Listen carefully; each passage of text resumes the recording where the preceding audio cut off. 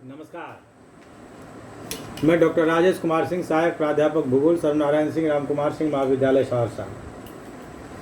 आज के इस वीडियो पोस्ट में मैं पार्ट 1 के छात्रों के लिए कृषि विकास में संरचनात्मक कारक का महत्व एवं आवश्यकता विषय वस्तु पर चर्चा करने जा रहा हूँ। तो आइए हम लोग इस विषय वस्तु को समझें।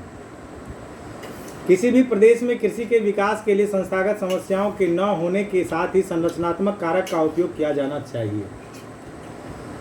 संरचनात्मक कारकों से तात्पर्य कृषि की वैज्ञानिक एवं नवीन तथ्यों का उपयोग किया जाना है। भारत जैसे देश में जहां अभी भी 70% से अधिक ग्रामीण जनसंख्या कृषि पर निर्भर है, वहां संरचनात्मक कारकों का विकास आधारभूत है। विभिन्न संरचनात्मक सुविधाओं का प्रयोग सिंचाई सुविधाओं के विकास पर निर्भर करती है, जबकि देश के कुल कृषि भूमि के मात्र 46% भाग पर ही सिंचाई की सुविधा उपलब्ध है। भारतीय कृषि शुरू से मानसून पर निर्भर रही है। खराब मानसून की स्थिति में कृषि विकास दर में कमी आ जाती है। भारतीय कृषि में स्थिरता न होने के लिए संस्थागत समस्याओं के पाए जाने के साथ ही सभी क्षेत्रों में समान रूप से संरचनात्मक सुविधाओं का उपलब्ध नहीं होना भी प्रमुख कारक है। आइए हम भारत में कृषि विकास हेतु संरचनात्मक कारक का उपयोग विषय वस्तु को समझें। स्वतंत्रता प्राप्ति के पश्चात भारत में कृषि में संस्थागत सुविधाओं के विकास के साथ ही संरचनात्मक सुविधाओं के विकास की नीति भी अपनाई गई। इसके अंतर्गत निम्न कारकों को महत्ता दी गई। पहला सिंचाई, दूसरा रासायनिक उर्वरक, तीसरा संकर बीज, चौथा ऊर्जा, पांचवा कृषि यंत्र एवं मशीन, छठा कीटनाशक। उपरोक्त कारकों का प्रयोग देश में जहां कभी भी हुआ वहां कृषि विकास दर तीव्र हुआ तथा हरित क्रांति की स्थिति उत्पन्न हुई। उपरोक्त में प्रथम 4 कारक का प्रयोग भारत में व्यापक क्षेत्रों में हुआ और यही हरित क्रांति का मुख्य आधार रहा। सिंचाई संरचनात्मक कारकों का आधार है और अन्य सभी संरचनात्मक चरों का प्रयोग सिंचित क्षेत्रों में ही किया जाता है। आजादी के बाद प्रथम पंचवर्षीय योजना से सिंचाई के साधनों के विकास की प्रक्रिया प्रारंभ कर दी गई। सबसे पहले उत्तर पश्चिम भारत में पंजाब, हरियाणा, पश्चिमी उत्तर प्रदेश में नहर सिंचाई का तीव्र विकास हुआ। वर्ष 1966 के सूखे के बाद 1966-67 के मध्य नहर सिंचाई के साथ ट्यूबवेल सिंचाई तथा डीजल पंपसेट के विकास पर बल दिया गया। इसके अंतर्गत भूमिगत जल के उपयोग सिंचाई के लिए करने पर बल दिया गया। इसके बाद वर्ष 1975 में कमांड क्षेत्र विकास योजना के अंतर्गत प्रायद्वीपीय पठार के कमांड क्षेत्र में नहर सिंचाई का विकास किया गया। वर्ष 1987 के सूखे के बाद कृषि नीति का पुनर्मूल्यांकन किया गया, जिसमें नहर सिंचित क्षेत्र में जल जमाव एवं मृदा में लवणीयता की समस्या महसूस की गई। इसी कारण वैकल्पिक सिंचाई साधनों के विकास पर बल दिया गया, जिसके अंतर्गत अर्धशुष्क एवं शुष्क क्षेत्रों में ड्रिप सिंचाई एवं स्प्रिंकल सिंचाई के उपयोग को प्राथमिकता दिया गया। हर खेत को पानी ध्येय के साथ 1 जुलाई 2015 से प्रधानमंत्री कृषि योजना की शुरुआत की गई, जिसके अंतर्गत सूक्ष्म सिंचाई, जिसमें टपक एवं छिड़काव सिंचाई शामिल है, किसानों के बीच अत्यधिक लोकप्रिय हुई। इस प्रौद्योगिकी के घटकों में जल विद्युत, उर्वरक, श्रम, फसल उत्पादकता में वृद्धि, उत्पादन की बेहतर गुणवत्ता जैसे आगतों का बेहतर नियोजन शामिल है। इससे परंपरागत विधि की तुलना में जल की उसी मात्रा से अतिरिक्त क्षेत्र की जल सिंचाई की जा सकी। देश में सिंचाई सुविधाओं के विकास पर पर्याप्त बल दिया गया, फलस्वरूप भारत की सिंचाई क्षमता में वृद्धि हुई। हालांकि अभी भी 60% भारतीय कृषि की मानसून पर निर्भरता बनी हुई है। कृषि विकास में अस्थिरता दूर करने के लिए 100% सुनिश्चित सिंचाई की आवश्यकता है। रासायनिक उर्वरक। स्वतंत्रता के बाद कृषि विकास की प्रक्रिया पर बल देने तथा हरित क्रांति में रासायनिक उर्वरकों को प्राथमिकता देने के कारण उर्वरकों के उत्पादन एवं उपयोग में तीव्र वृद्धि हुई।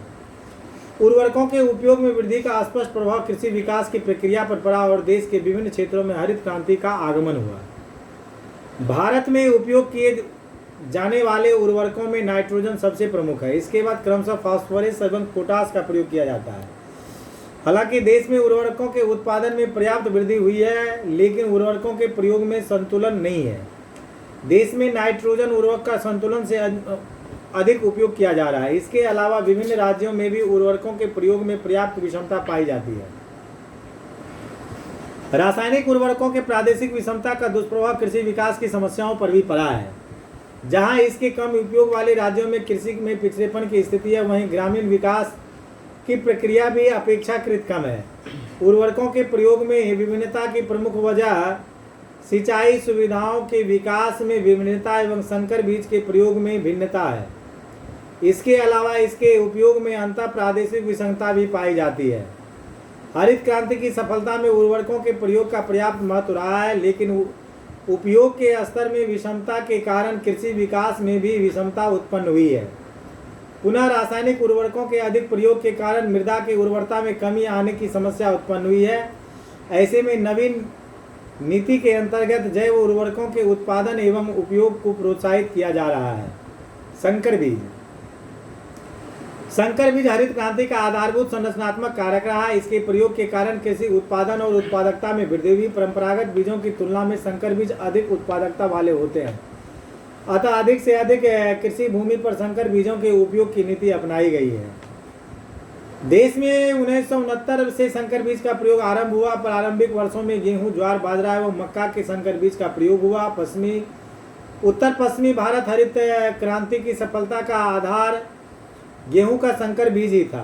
पुनः 1983 ईस्वी में चावल के संकर बीज का विकास हुआ और इसका उपयोग पूर्वी भारत, तटीय मैदानी भारत में हरित क्रांति के द्वितीय चरण में प्राथमिकता से किया गया। फलस्वरूप चावल के उत्पादन और उत्पादकता में तीव्र वृद्धि हुई, साथ ही हरित क्रांति के क्षेत्रों में भी विस्तार हुआ। इन फसलों के अतिरिक्त दलहन, तिलहन, गन्ना एवं कपास के संकर बीज का उपयोग किया जा रहा है। बीटी कॉटन के उपयोग से कपास के क्षेत्र में तीव्र विकास हुआ है।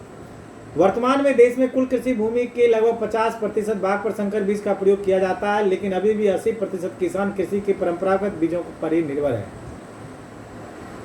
संकर बीजों के उपयोग में क्रमशः वृद्धि हो रही है, लेकिन इसके उपयोग में भी प्रादेशिक और अंतर प्रादेशिक विषमता पाई जाती है। सामान्य रूप से पंजाब, हरियाणा, पश्चिम उत्तर प्रदेश के 90% से अधिक कृषि भूमि पर संकर बीज का प्रयोग होता है, जबकि पूर्वी और दक्षिणी पठारी राज्यों में इसके उपयोग में क्रमशः कमी आने लगी है। देश के उन्हीं क्षेत्रों में संकर बीज का उपयोग होता है जहां सुनिश्चित सिंचाई उपलब्ध है। संकर बीज के उपयोग के लिए अन्य संरचनात्मक सुविधाओं का विकास आवश्यक है। दूसरे अन्य बीजों के विकास में प्रादेशिक जलवायु के अनुकूल प्रौद्योगिकी का उपयोग कर संकर बीज विकसित किए जाने चाहिए। यह पर्यावरणीय दृष्टिकोण से भी अनुकूल है। ऊर्जा नवीन कृषि तकनीकी के लिए ऊर्जा के विविध रूपों डीजल, पेट्रोल, केरोसिन और विद्युत ऊर्जा का उपयोग महत्वपूर्ण है। कृषि के क्षेत्र में ऊर्जा का उपयोग निम्न कार्यों में होता है। पहला, कृषि मशीनों को चलाने के लिए। दूसरा, आधुनिक सिंचाई साधनों में tubewell, diesel pump set, drips, sprinkle सिंचाई। तीसरा, कृषि परिवहन के क्षेत्र में। चौथा, कृषि उत्पादकों के रखरखाव जैसे शीत प्रतिष्ठितक या कोल्ड स्टोरेज। पांचवा, वर्तमान में राष्ट्रीय नीति के अंतर्गत देश में 100% गाँवों का विद्युतीकरण हो चुका है और शेष गाँवों को भी विद्युत से जोड़ने का कार्य हो रहा है। इसका लाभ कृषि क्षेत्रों में भी मिलेगा, इससे गति देने की जरूरत है। कृषि यंत्र एवं मशीन। भारत में खेती कार्य में मशीनीकरण का प्रयोग अमेरिका में 95%, ब्राजील में 75%, चीन में 57% के मुकाबले कम है। भारत में खेती कार्य में मशीनीकरण का प्रयोग 40 से 45% है। आर्थिक समीक्षा 2019-20 के अनुसार भारत में श्रम शक्ति पर्याप्त है। इससे कुछ विचारकों का मानना है कि भारतीय कृषि में मशीनीकरण का अधिक प्रयोग की आवश्यकता नहीं है। बहुत से विचारक इस बात से बिल्कुल भी सहमत नहीं है।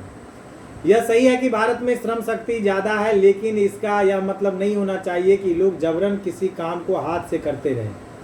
इसका एक साधारण उदाहरण यह हो सकता है कि 500 व्यक्ति मिलकर किसी ट्रेन को खींचकर सामान ले जाए।